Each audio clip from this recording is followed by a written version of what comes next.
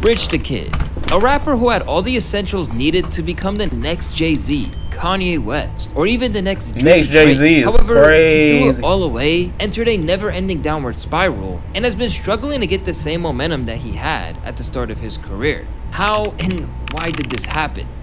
Hi, I'm Whoiscam, and I'm trying to educate people towards success by using celebrities as examples. As someone who was genuinely a huge fan of Rich the Kid's music, I decided to do some research on his downfall, and the more I kept digging, the more answers I found. Upon taking a deeper look, you'll see that Rich the Kid's downfall wasn't so random after all. But first, let's take a look at the things he did right. Yeah. After moving from New York to Atlanta, Georgia at the age of 13, following his parents' divorce, Rich spent the next couple of years honing in on his dream to become a superstar rapper. But at the time, Rich the Kid was ironically not rich. So he decided to get a job working at Wendy's to make a little bread. Sadly, this didn't last long, and eventually he got fired. Hey, to all the young kids out there, ain't nothing wrong with trying to live out your dream, or trying to succeed in your dream. Because you ain't going to live out your dream until you succeed in it. You got to put the work in and build a foundation. And if that foundation works, it's going to work. Trust me. You got to build a foundation to get somewhere first. It ain't just going to start right there. You got to put the work in first. Just like at a regular job, if you want to become the manager or move to a different position, you got to put the work in. You got to do your studies. And then you can get over there. Just like it is in the success world.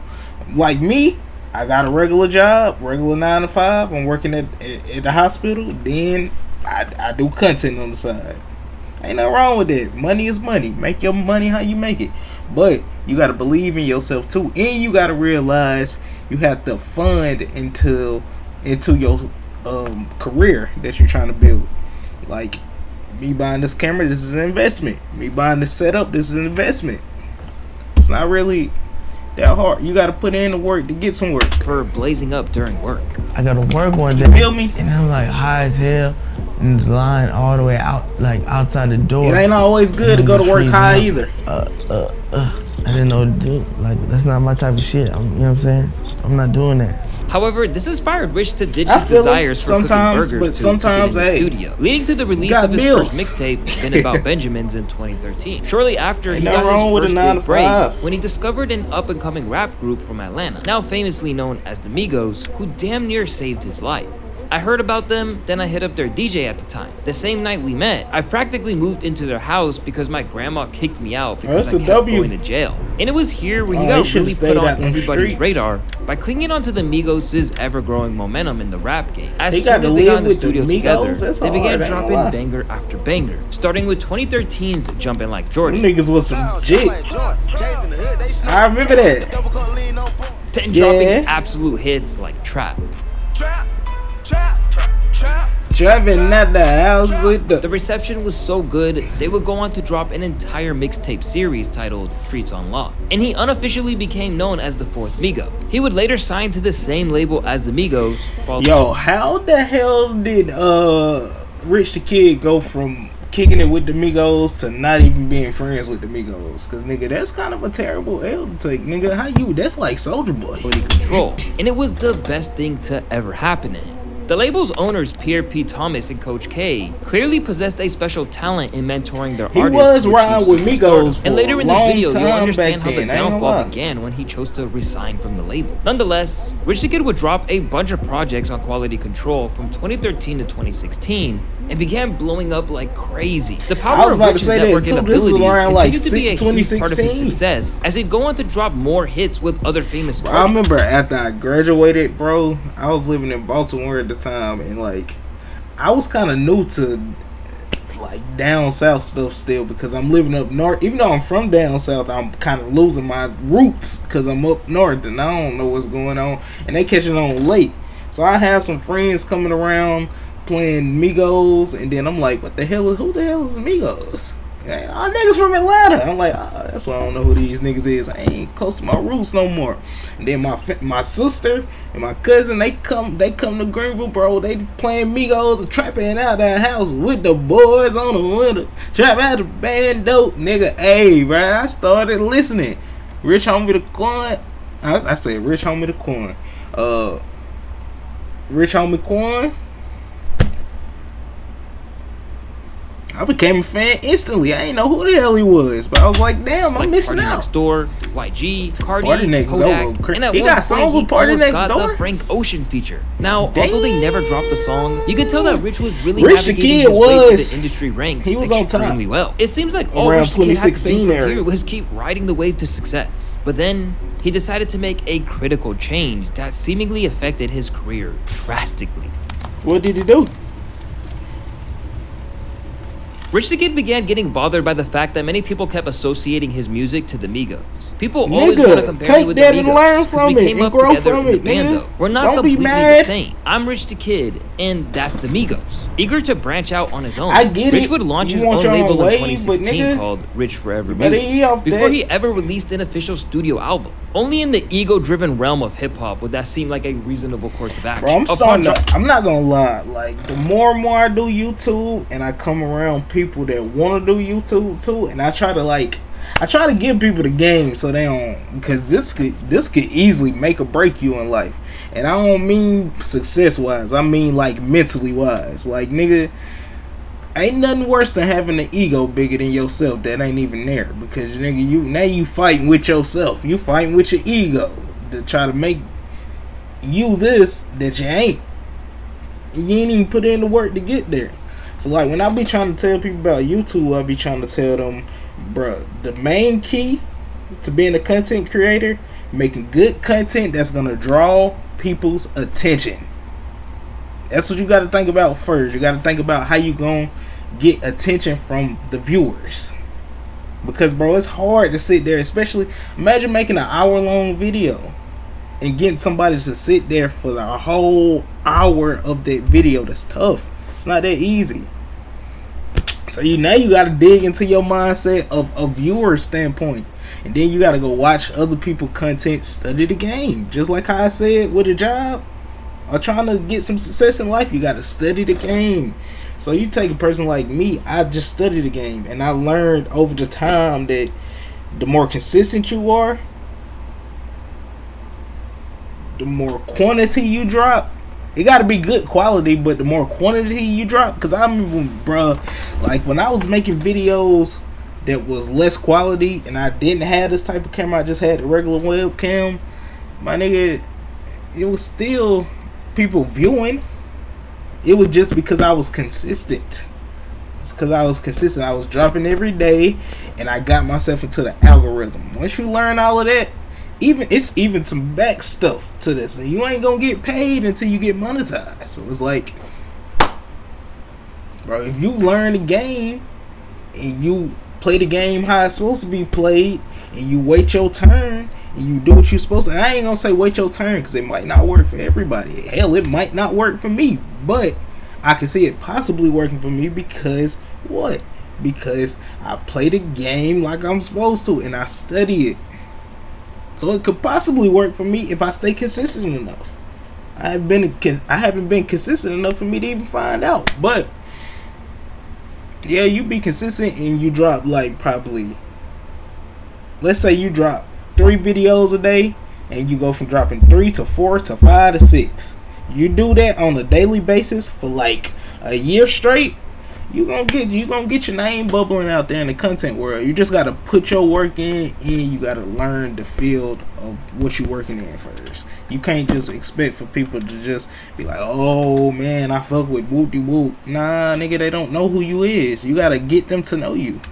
Dropping a few successful solo mixtapes, he started off by signing Famous Dex, one of the hottest artists coming out of Chicago at the time. And his first album went gold on Rich Forever, with tracks like Japan and Pick It Up doing Steph Curry numbers. Bro, his that's crazy. All these people that was out there didn't really have that really same breakthrough moment, more. but they too developed their own core fan bases. From the outset, Rich had lofty ambitions. What's your goal for the label? I always used to think Rich the Kid and Famous Dex was the same. We going bigger than Cash Money. Now, claiming they were gonna be bigger than the label that signed Nicki Minaj, Drake, and that's kind of tough. We'll discuss later in the video why this comment That's aged tough. horrible. That's a but tough, considering the fact that he and his artists all had yourself to. Billboard charting singles at the time, I'll let bro cook. They went on to drop a few collaborative projects together, and fans were really digging this new direction Rich was heading. Then things really Rich began and to Famous pick up in Dex Artists was doing their thing for when a he used his moment. networking abilities to get him none other than Kendrick Lamar to do a feature on the He track did. titled New Freezer. New bitch wanna fuck in my AP.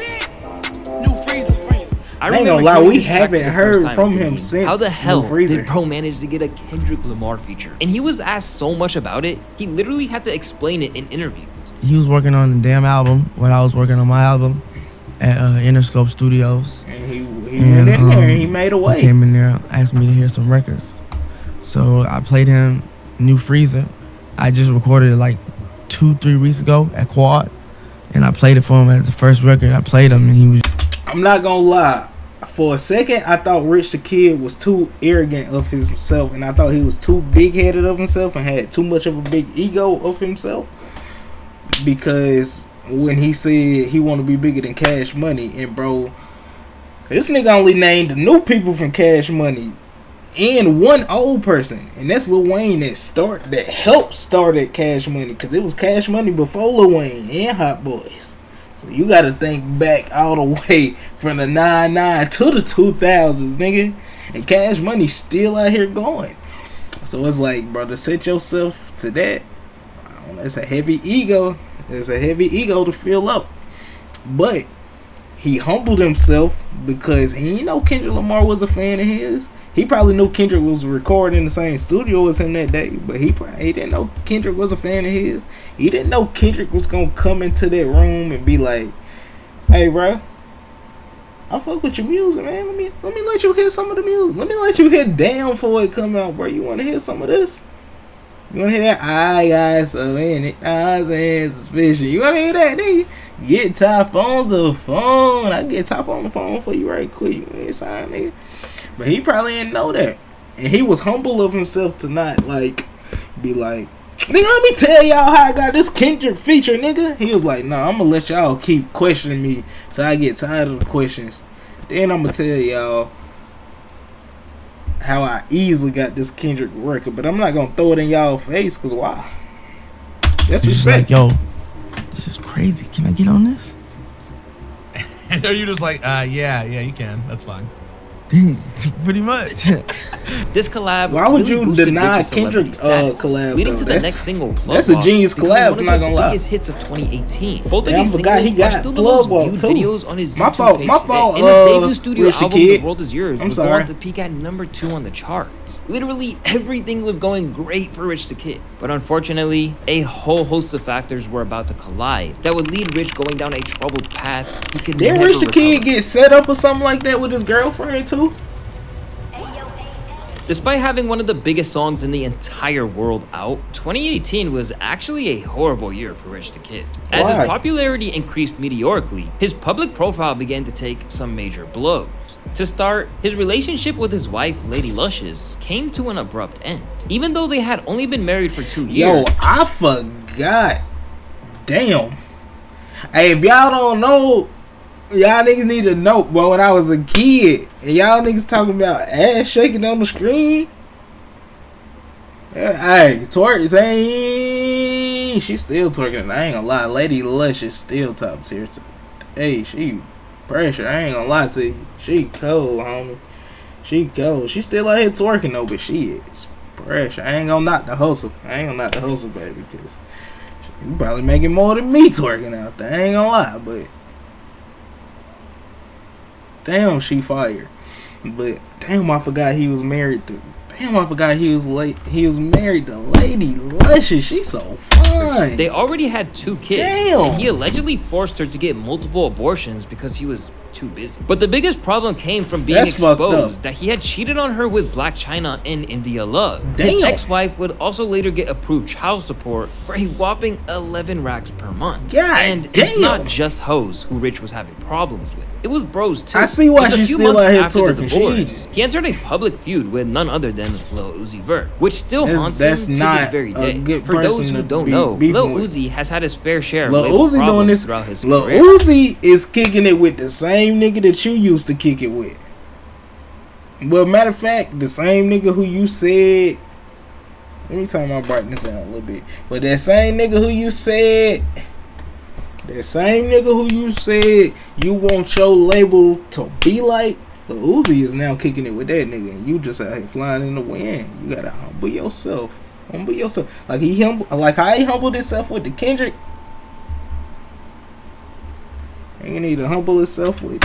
He's known to have publicly criticized the labels he signed to multiple times. And one day when complaining about his fallout with Generation Now on Twitter, Rich the Kid claimed that Uzi should have signed to Rich Forever instead. To which Uzi hilariously replied saying, "Boy, I'm not signing for no 20 racks." Implying that Rich tried the to Kid sign had Lil only Uzi offered for him 20 a racks. Bro, imagine if Lil Uzi would have signed to Rich the Kid, bro. We never would have got. Damn, whoa, we would have never got none of that. We would, damn, bro. Lil Uzi would have been a Rich the Kid if he would have signed to Rich the Kid. That's why I say too, bro. You gotta study the game, cause bro, you can't. If you don't study the game, and you know what you getting yourself into, bro. You might get yourself into something you don't need to get yourself into, and you gonna be like, damn. I get stuck here because you didn't study, nigga. You didn't put in the work. You was too busy trying to be that nigga, trying to kick it with them niggas that's probably not gonna be them niggas later on. And you didn't put in the work yourself. And you didn't go and study the game so that when you break away from these niggas, you still know the game. Because these niggas the only one that know the game. And if these niggas over here finessing you through the game, nigga, they expect you not to know the game, and you go out here and take an L and fail on yourself. So salute to Uzi, bro, for like not signing for that 20. Cause some niggas are signed for that 20 and we'll never hear them niggas ever again. And now look at Uzi topping Rich the Kid. $20,000 as a sign-up bonus. Imagine which if is you pretty wild that. considering that Uzi is most likely making this type of money in a single day from streaming alone. After a few back and forths, Rich would officially become Uzi a be meme eating in and he June don't of even 2018. really. As the Uzi beef does eventually not drop escalated music to the like point that Uzi would confront him face to face when he caught him lacking in Philadelphia, where Rich the Kid could be seen ducking for cover in footage taken from the scene. Yeah, bro really went from doing the plug walk to the plug run in a matter of months. Rich Kid, you can't be out here saying you about that life and ducking nigga Soon when it's time to go. Rich started encountering another public feud, this time with an artist that was signed to his own label. When Famous Dex hopped on a live stream explaining how he felt Rich the Kid was selfish. I'm not rich forever. I am signed to 300. Rich the Kid, selfish ass, is trying to sell Rich Forever 4. You're not trying to get me and Jay Chris shit. You don't do shit for me and Jay Chris. You are a selfish ass nigga, bro. That's why shit happened to you the way it happened. Bro, I'm not gonna lie to y'all. It was a time in life like where I wanted to be like a music producer. So I went down like a study field of studying music, and I learned a lot about music that I never thought I would have knew about music, bro. Like I learned so much background stuff about music just by studying it and watching like artists and producers and stuff just talk about the industry and just like doing my own little background research on it. And it's like, but music industry is a wild field, my nigga. You got some niggas, they'll sign a nigga, never let them drop nothing, but they just making mad money off this nigga. And then like these niggas just like I just said with the little Uzi thing, if Uzi would have signed that paper, that nigga would have just been lost in the wind. Cause y'all really think Rich the Kid would have been letting Uzi just drop music? Like look at how Uzi, I forgot who Uzi was just recently signed to, but his deal just ended, so I think he independent right now, which is why he just been dropping like I Wanna Rock and all that, and why he able to like drop his albums and stuff now. But y'all remember it was like a year ago and 2 years ago, Uzi couldn't drop nothing. He couldn't drop not one song because his label was holding him back. So like, bro, I ain't gonna lie, studying the music industry, I learned you really don't need a label. Only thing you need a label for, and you need to sign to a label, is it's an endorsement, my nigga. It's to endorse yourself. Like imagine if you solo and you ain't signed to nobody. Nah, I'm saying it wrong. Imagine if you independent and you not signed to nobody. Nigga, you gotta pay for all the funding. You gotta pay for the concerts, the venues. You gotta pay for the entourage, my nigga. You gotta pay for this, you gotta pay for that.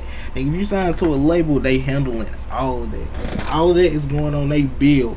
You might gotta pay it back later on because it's like a little fee or fine, well, however you want to say it. But nigga, either way it go, they still like, that's a leverage to have to be signed to a label, my nigga. But if you are gonna sign to a label, nigga, get you a lawyer and read over them papers, cause they might have you signing to a label where, nigga, all your publishing, all them rights to that music, nigga, you ain't making a dime.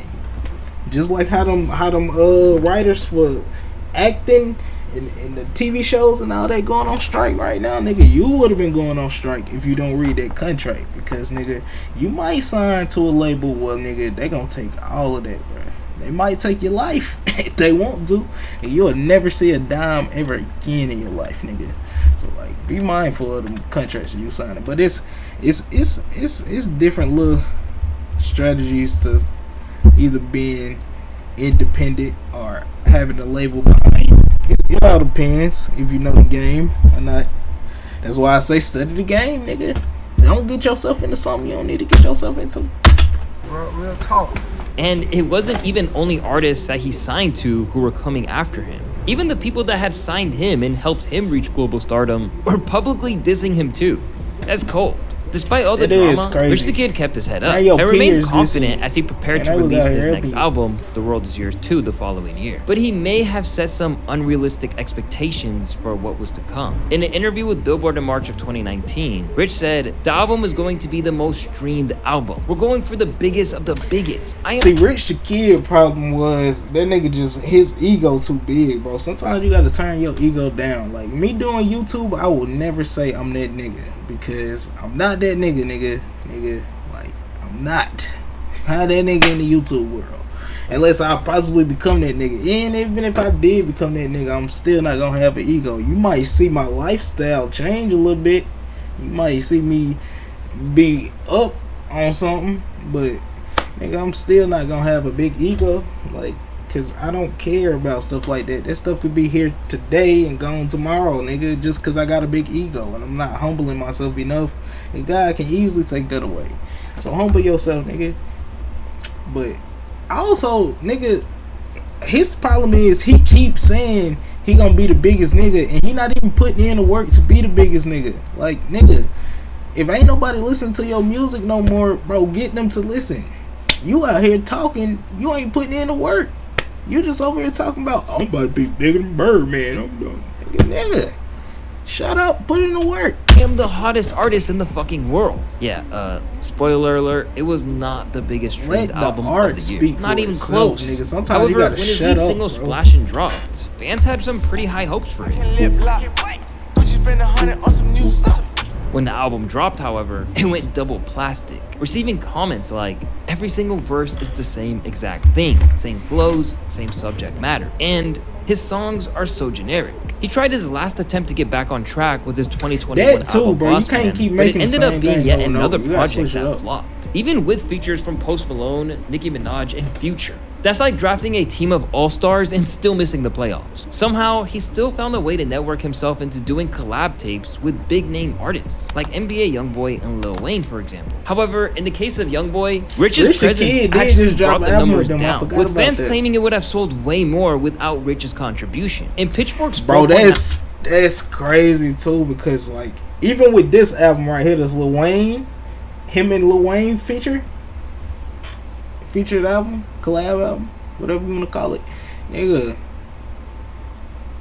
I listened to it and I was like, it's cool, but it's like, Rich Kid might come on some songs, he might be hidden, he might be missing on some songs. Lil Wayne might come on, and Lil Wayne is top 5 for me, nigga. Lil Wayne is top 5.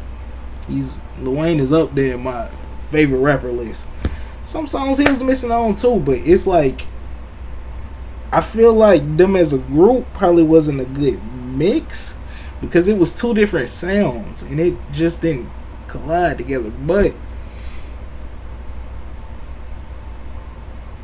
I feel what they saying when they say you should switch it up a little bit, because Lil Wayne know how to stay in the pocket. He know how to stay in the pocket so much that Lil Wayne can make an album with NBA Youngboy, and we gonna listen to it because he know how to stay in the pocket of new people. He know how to switch it up. Rich the Kid, he just finding a way to make songs with these people. He's not switching it up. He's still talking about the same thing. So like once you switch it up, switch up your flow, something, man, people gonna gravitate to it. 9 out of 10 review of his project with Wayne. They even claim that, quote, he has been able to survive in rap through sheer persistence of networking. And Wayne ended up being the last networking is the key though too. Ever had. You know how to network, you good.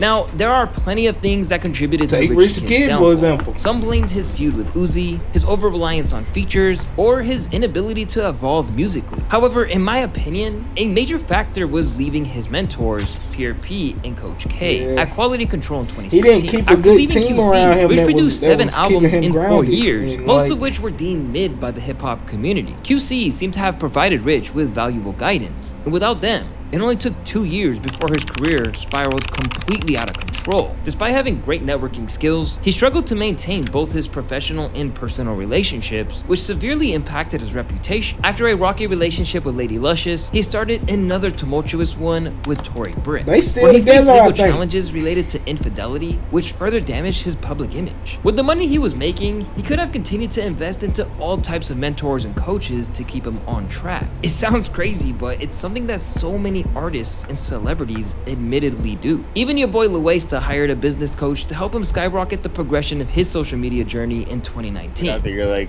when are we gonna do the first coaching session? It's free. I was like, dude, I need help.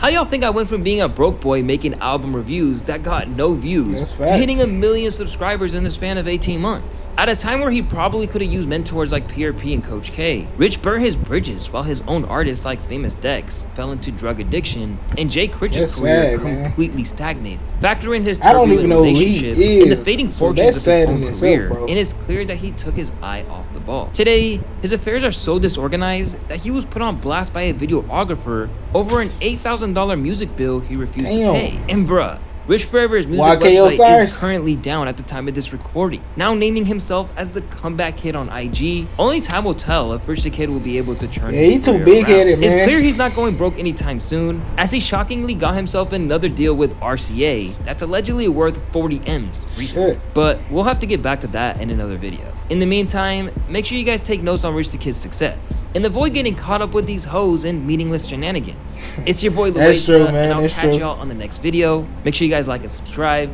and comment what you guys want me to talk about next. Peace. Hey man, moral of the story, like, bro, get you some guidance, somebody that's gonna at least teach you the game and help you grow in the game.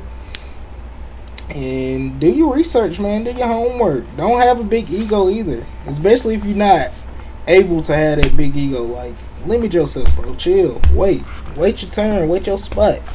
It could be coming. You gotta be humble on yourself. You gotta wait. Be patient with yourself. Love yourself, man.